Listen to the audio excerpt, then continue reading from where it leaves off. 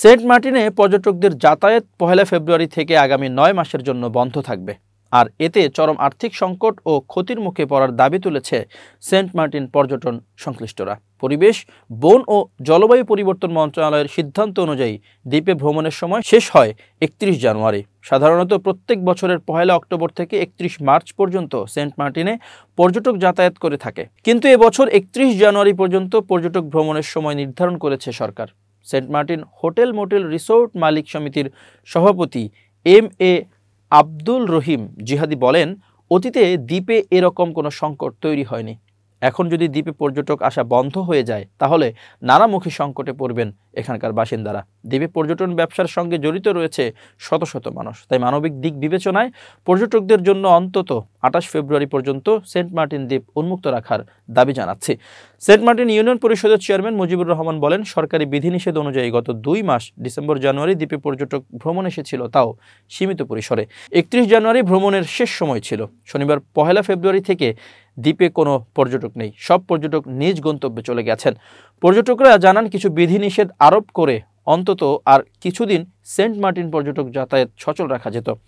এখন হঠাৎ বন্ধ করে দেয়ায় অনেকেই সেন্ট মার্টিন ভ্রমণ থেকে বঞ্চিত হয়েছেন। সেন্ট মার্টিনে ফেব্রুয়ারি মাসে সরকারি বিধিনিষেধ প্রত্যাহার করে পর্যটক যাতায়াত উন্মুক্ত করার দাবিতে গত কিছুদিন ধরে মানববন্ধন ও বিক্ষোভ মিছিল করেছে বিভিন্ন ব্যবসায়ী সংগঠন ও সেন্ট মার্টিনের মানুষ। দ্বীপটির বাসিন্দা ও সাধারণ ব্যবসায়ীরা বলেন, চলতি পর্যটন মৌসুমে সরকারি বিধিনিষেধের কারণে পর্যটক যাতায়াত সীমিত থাকায় এমনিতেই দ্বীপবাসী নানা সংকট সমস্যায় পড়েছে। এতে আগামী বর্ষা মৌসুমে দ্বীপবাসীর দুর্ভোগ চরম আকার ধারণ করবে। তার উপর দীর্ঘদিনের দাবি উপেক্ষা করে ফেব্রুয়ারি মাস থেকে সরকারি নির্দেশনা বহাল রাখায় দুশ্চিন্তায় রয়েছে দ্বীপবাসী।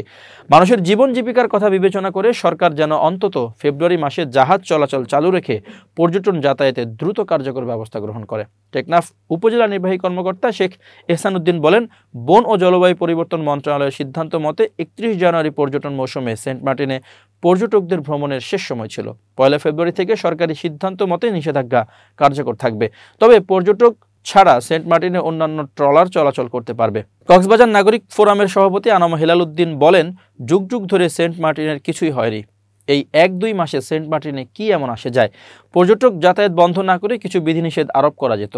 এভাবে একেবারে বন্ধ করে দেয়া সংবিধান বিরোধী এবং মানুষের অধিকার হরণ করা। এ বিষয়ে উচ্চ আদালতের একটি রিট আবেদন করা হয়েছে। গত ২৮ জানুয়ারি দিন ধার্য থাকলেও ওই রিটের শুনানি অনুষ্ঠিত হয়নি। তবে আদালত পরবর্তীতে শুনানির জন্য আগামী ৪ ফেব্রুয়ারি দিন ধার্য করেছেন। এখন ওই শুনানির উপর নির্ভর করছে পরবর্তী সিদ্ধান্ত। IUCN বাংলাদেশের মুখ্য গবেষক সীমান্ত দ্বীপ সম্প্রতি গণমাধ্যমকে জানান, এখানে ডিক্লারেশন আছে কিন্তু মনিটরিং নেই, এটা সত্য। তবে সব দায়িত্ব সরকারের একারও না। মানুষ কম গেলে প্লাস্টিকের ব্যবহার এমনিতেই কমে যাবে। সরকার যদি তার নজরদারি নাও বাড়ায়, মানুষ না গেলে আস্তে আস্তে প্লাস্টিক কমবে। পর্যটক কমে গেলে আর্থিক ক্ষতি হলেও পরিবেশের উপকার হবে জানিয়ে তিনি বলেন, সেখানে মানুষ ও জাহাজ না গেলে কচ্ছপ ও কোরালের প্রজনন ভালো হবে। সেই সঙ্গে অতিথি পাখির সংখ্যাও ধীরে ধীরে বাড়বে বলে জানান তিনি। বাংলাদেশের একমাত্র প্রবাল দ্বীপ সেন্ট মার্টিনের পরিবেশ ও জীববৈচিত্র্য রক্ষায় কয়েক মাস আগে পর্যটকদের যাতায়াত সীমিত করার মতো কিছু সিদ্ধান্ত নিয়েছিল অন্তর্বর্তী সরকার। সেই অনুযায়ী প্রতি বছর ডিসেম্বর ও জানুয়ারি মাসে প্রতি রাতে গড়ে ২,০০০ করে পর্যটক থাকার অনুমতি দেওয়া হয়েছিল। নভেম্বর মাসে শুধু দিনের বেলায় সেন্ট মার্টিনে ঘোরার অনুমতি ছিল। রাতে এই দ্বীপে অবস্থানের সুযোগ শেষ হয় ৩১ জানুয়ারি। এরপরের ৯ মাস ভ্রমণের জন্য সেন্ট মার্টিনে যাওয়া যাবে না।